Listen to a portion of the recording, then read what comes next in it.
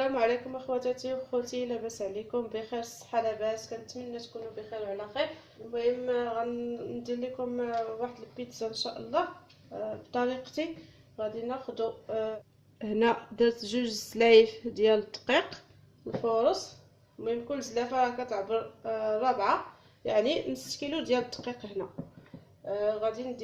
غندير نص معلقه صغيره ديال سنيده،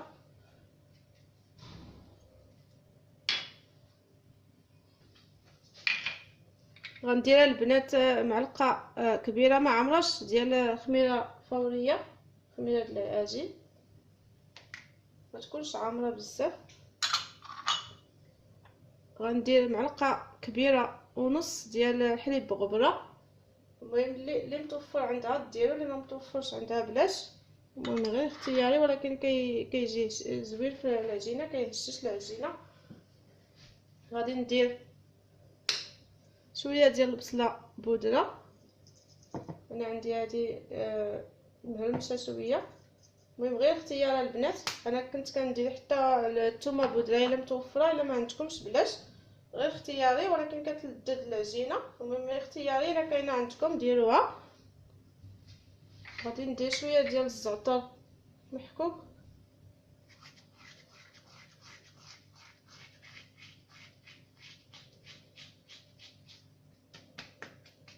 هذا غادي نخليه من بعد.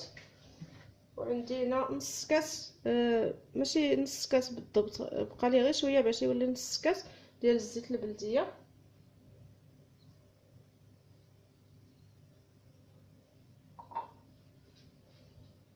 وغندير البنات شويه ديال الملح على حسب الذوق.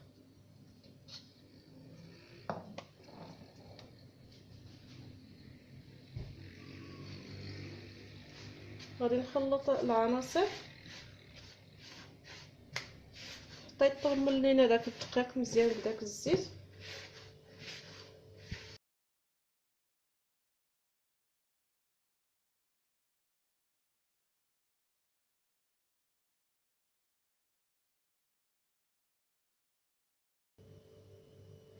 كيولي بحال هكا البنات مرمل. دابا غادي نضيف الماء دافي، المهم الكميه اللي عجن ليا.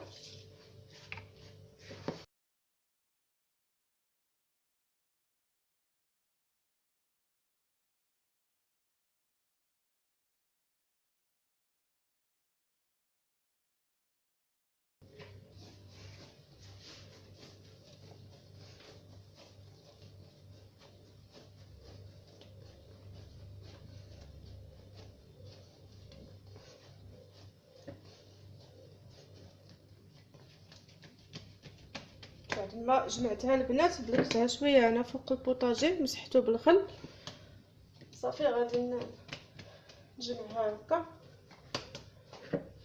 غادي ندير هنا شويه الزيت البلديه،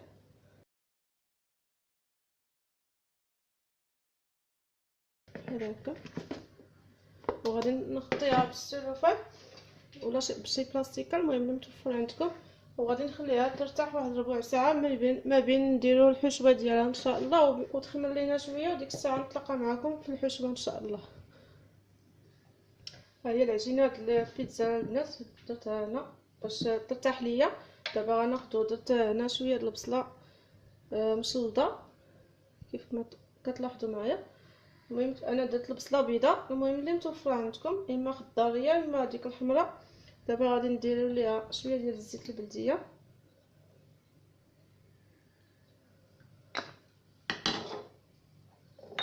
وغندير شويه د الملح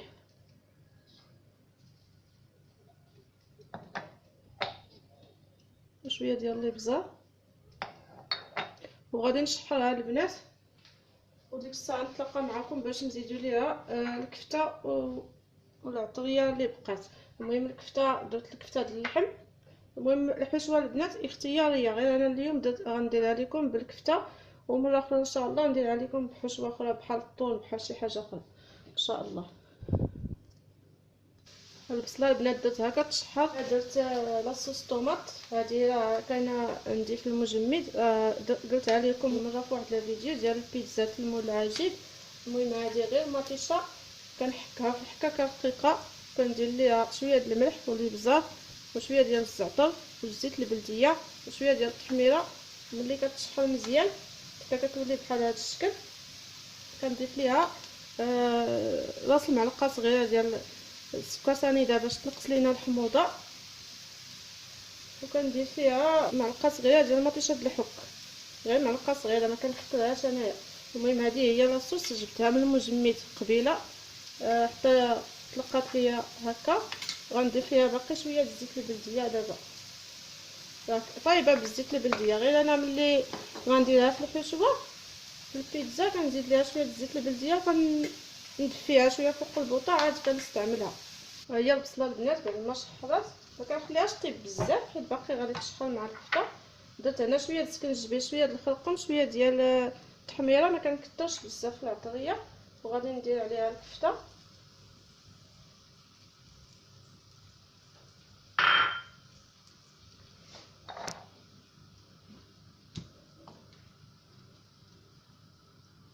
وغندير شويه د القزبور يابسه البنات، هذا القزبور يابس.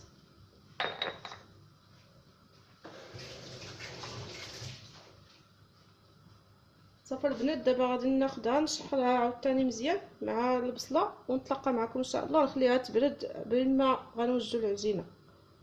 دابا البنات وجدت الحشوه والفرماج هو موجود. دابا غناخذ العجينه ديالي كما كتلاحظوا غادي نقسمها على جوج حيت راه كيعطيونا نص كيلو دقيق، راه كيعطيونا جوج بيتزات كبارين شويه. شفتوا العجينه كيف كتجي البنات، ما كتجيش قاصحه ما كتجيش عاوتاني مخروفه بزاف.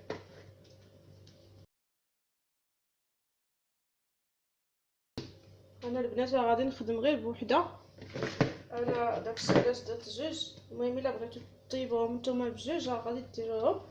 انا وحده غادي نديرها نحتفظ بها في المجمد، وقت ما احتاجيتها كنخرجها نخليها ديكونجلا وديك الساعه كنخدم بها مباشره. غادي ندير ليها السلوفان ديالها خاصها تغطى مزيان.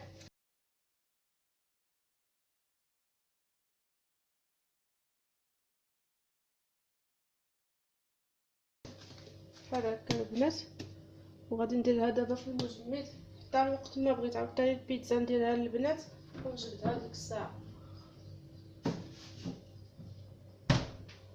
دابا غادي ناخذ هذه نخدم بها. دابا غادي ناخذ اللاطه ديالي ديال الفران، غادي ندهنها بالزيت البلديه. راهي دهنتها البنات بالزيت البلديه، وغادي نرشها بشويه ديال السميده رقيقه غير شويه.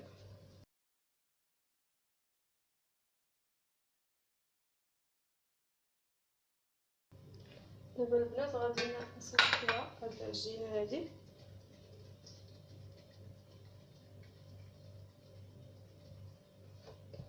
بسم الله.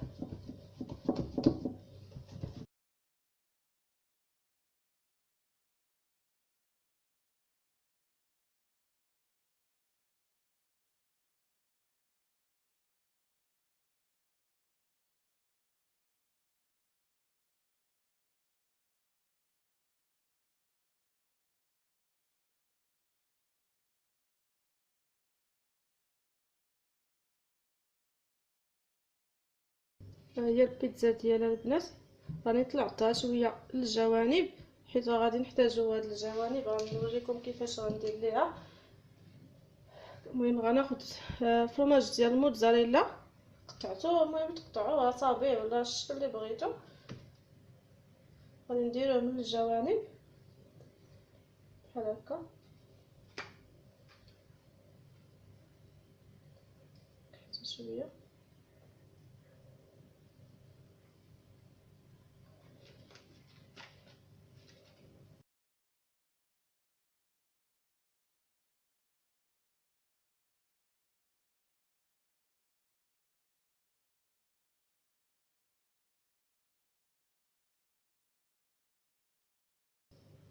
بعد ما كملت الفرماج البنات من الجوانب بحال هكا غادي ناخدو ديك العجينه كنلويوها عليها بحال هكا، بحال الا كنسدو على داك الفرماج كيف ما كتلاحظوا معايا.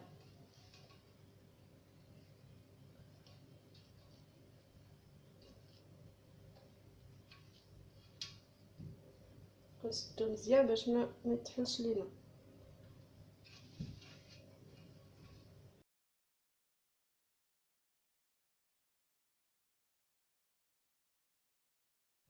بعد ما كملت البنات العجينه من الجوانب بداك الفرماج، ضغطت عليها مزيان من هاد الجوانب باش ما يتحلوش ليا، وهنا بديت كنقطع فيه.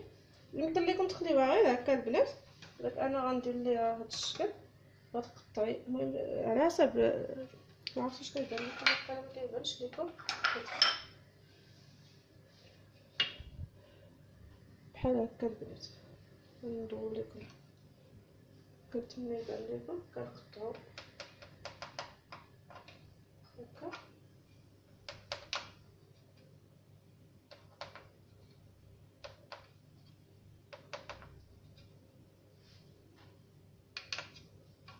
كنتمنى يبان لكم البنات.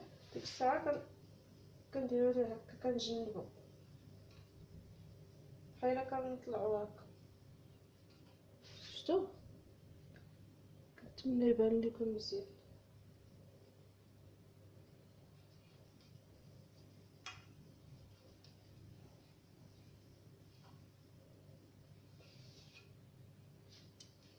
غنكمل بنفس الطريقه.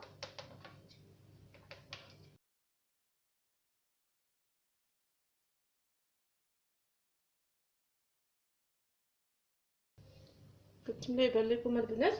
دابا غادي نكمل هاد الجناب عاوتاني بنفس الطريقه. وبالنسبه للوسط البنات كندير ليه انا غير هكا، غير بالاصابع، ما كنتقبوش بالفرشيط بحال هكا. غادي نكمل دابا الجوانب اللي بقاو ونتلاقى معكم باش نديرو ليها الحشوه. انا كملت البنات. بالنسبه للجوانب الا ما عندكمش الموتزاريلا، حيت الا كنجيبو انايا كنقطعو منه شويه وكنخليوه، وما باقي كنحكو. المهم الا ما عندكمش هكا طريفات، كديروا غير المحكوك، كديروا الموتزاريلا والفرماج الاحمر محكوكين، كديروا من الجوانب، عاد كديروا عليها العجينه كيف ما درت معكم قبيله. ماشي ضروري نديرو هكا طريفات. المهم دابا البنات غادي ندير الفرماج محكوك هكا من التحت.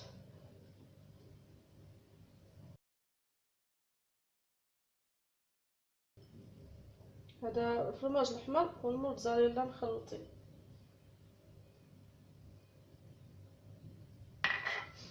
غندير الصوص طوماط.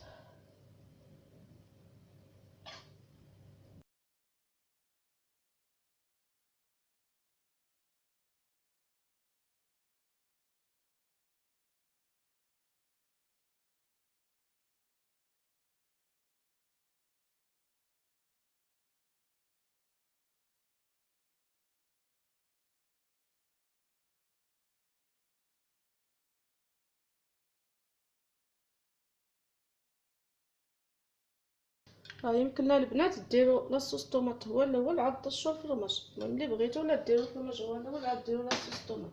كل واحد كيفاش كيخدم. دابا البنات غادي ندير الكفته ديالي اللي شحرنا مع البصله.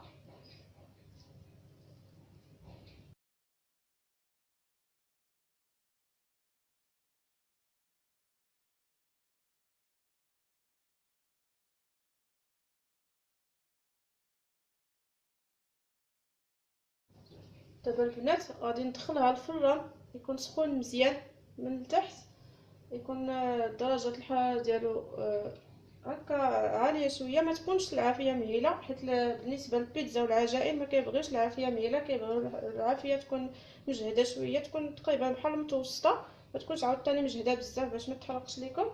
المهم انا كنديرها في الفران ديال الغاز، ما كنديرهاش في الفران ديال الضو. المهم اللي عنده غير الفران الضو راه يمكن ليه غير يكون الحراره ديالو تقريبا 200 الفوق، 220 حتى 250 درجه، وديك الساعه ندخلها طيب ونتلاقى معكم ان شاء الله. حيت انا كنطيبها عاد كنرش عليها الفرماج وكندخلها غير يذوب عليها وكنخرجها، ما كنديرش الفرماج هكا قبل ما طيب. كنديرو غير من التحت، وملي طيب عاد كندير عليه الفرماج وندخلها غير في السخونيه باش يذوب عليها ونخرجها ان شاء الله، ونتلاقى معكم في الطبق التقديم.